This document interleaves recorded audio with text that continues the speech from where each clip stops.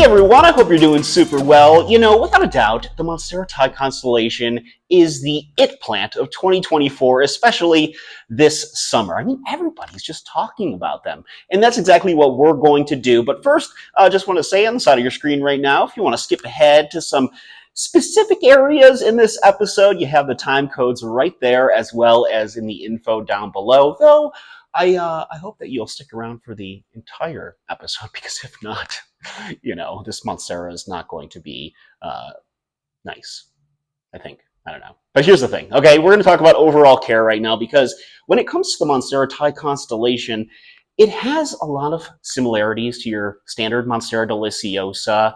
Bright indirect light, loves humidity, and the biggest difference, though, guys, is the fact that, you know how you can go like quite a bit of time without having to water your Monstera deliciosa, letting it dry out in between, which helps the deliciosa thrive. Well, the Thai Constellation likes consistent watering, and what I mean by that is it doesn't want to be watered like all the time. Obviously, you don't want to keep its roots drenched in water, but that dry out period that the deliciosa likes, the Thai Constellation, well, it can get by if you dry it out a bit, but at the same time, it's not going to thrive.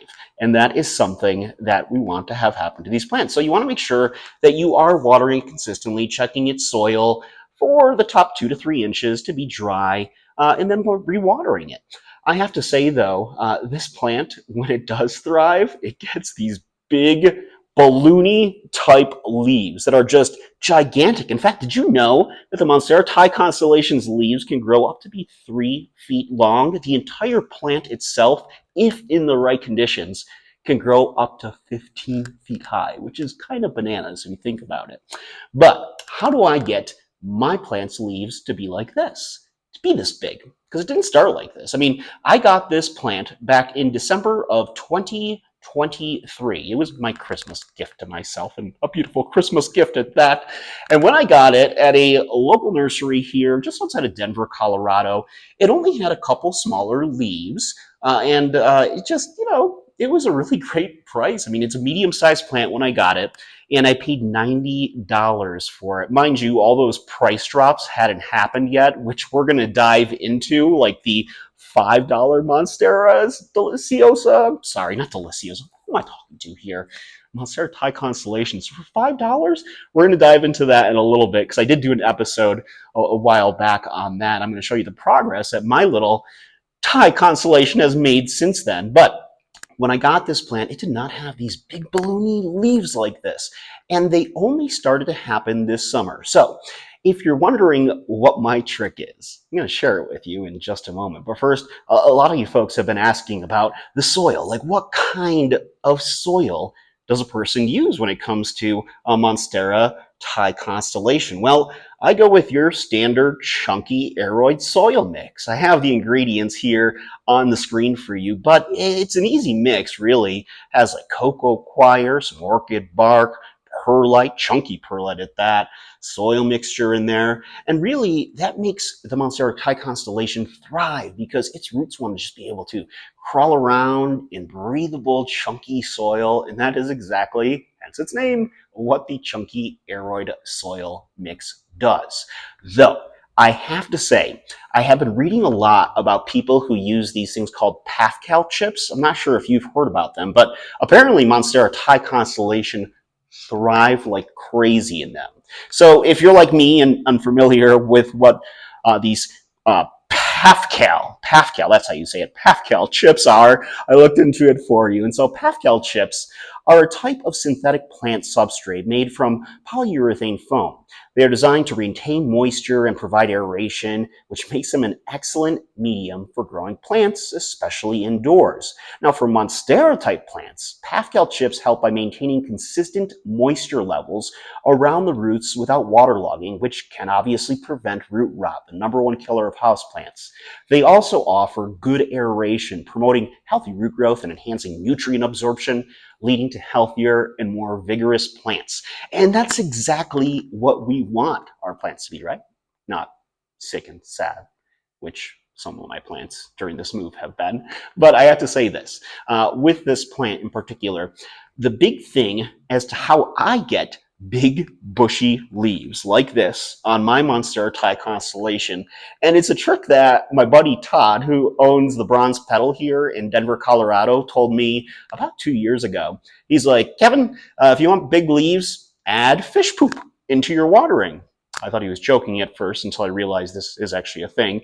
I use Alaska Fish Fertilizer 511, and I put a little drop into my water for this plant and all of my other plants every time I water them year round, not just in the summer and in the spring, but year round.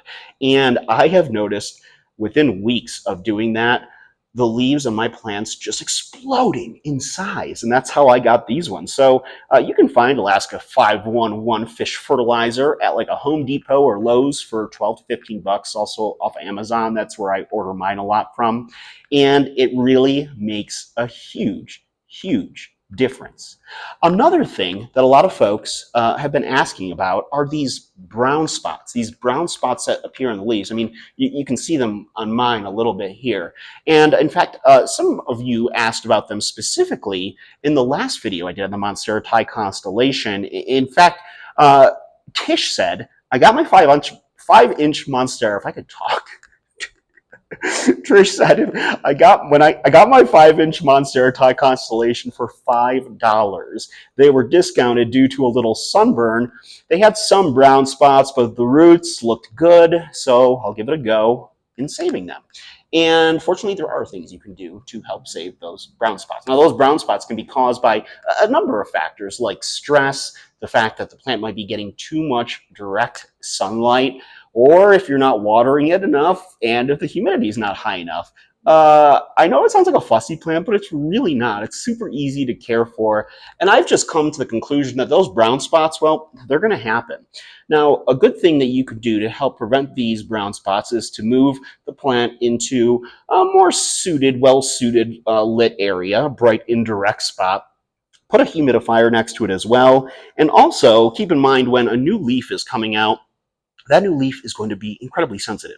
And so when it's coming out, you want to make sure to not allow it to get scorched by the sun at all. And also, it's good to have that humidity flowing around it, helps it unfurl more. And on top of that, another tip and trick that I've been learning after doing some research into this is that it's really good to have like a fan towards them, towards that new leaf that is unfurling, because what that allows it to do, since Monstera out in nature are so used to having like the wind and so forth play a factor in their growth, it kind of emulates that and allows the new leaf to harden off more, which will help prevent those brown softening spots from occurring. Another tip is that a lot of folks like to put these plants not in terracotta pots like you normally find with a lot of Monstera, but in plastic pots. In fact, I moved mine over to a bigger plastic pot this summer, and I have to repot it again. And I have to say, it has been thriving since I did that. Now, this particular plastic pot that it's in, you can't see it because it's covered up by this bamboo covering here. But the only thing I don't like about it is that it's not clear. I like having my pots clear that are plastic. That way I can see the root growth, how the soil is, whether or not it's too moist or too dry. But I've gotten to know this plant well enough to know when it needs its watering and all that stuff. So I'm just going off of its vibes, guys, and going off of its vibes. I'm curious to know if you have a Monstera Thai Constellation. Do you have yours in a terracotta, ceramic pot, or plastic pot? Let me know in the comments below because, I'm just always curious. But yeah, follow those tips and tricks about the brown spots, and that should help out quite a bit. Okay. So when it comes time to propagating this plant, you're probably wondering, well, it's got to be as easy as propagating a Monstera deliciosa. Well, no, it is not. The reason being is because its nodes are so close together compared to the deliciosa. The internodal spacing is so tight that you have to be really, really cautious when trying to cut in between both of those areas where you'll find new aerial roots coming out, because the last thing you want to do is destroy any of these beautiful leaves. So yeah, just like with the deliciosa, look for those two internodal areas and cut in between like the aerial roots that are coming out. This plant, of course, can be a climber, or you can just have it crawling in a pot. I'm keeping mine crawling because I don't want it to get like mammoth size. I've had that happen with deliciosa, and it's just It's a lot of work, and I just don't want to deal with that. But I'm happy with the size of these leaves, so why not? You know what I'm saying. And I'm curious also in the comments, let me know, what are the largest leaves that you folks have? I'm just curious to know. Okay, so one of the other things, and this was about 2 months ago, that I told you guys when this first started to pop up, there is a grower that works with Kroger grocery stores. Like here in Denver, we have King Soopers is our Kroger grocery store, the main one at least. And they started selling back in July Monstera Thai Constellations, little baby ones, for started off as like $15, $30 in between there. Now they're being discounted at like $5. And of course, Walmart started selling bigger ones, medium-sized ones for $40. And you're seeing those pop up everywhere now at Walmarts across, at least here in Colorado. Now, from our King Soopers grocery store, I did buy a little baby one back in July, and I'm happy to report that it just put out its first fenestrated leaf, which is really exciting. Shows a good sign right there. Does have a little bit of browning on it, but I need to follow my own advice apparently. But I have an excuse, guys. I had to move with 150 houseplants last week, and so I'm still reeling from that trauma.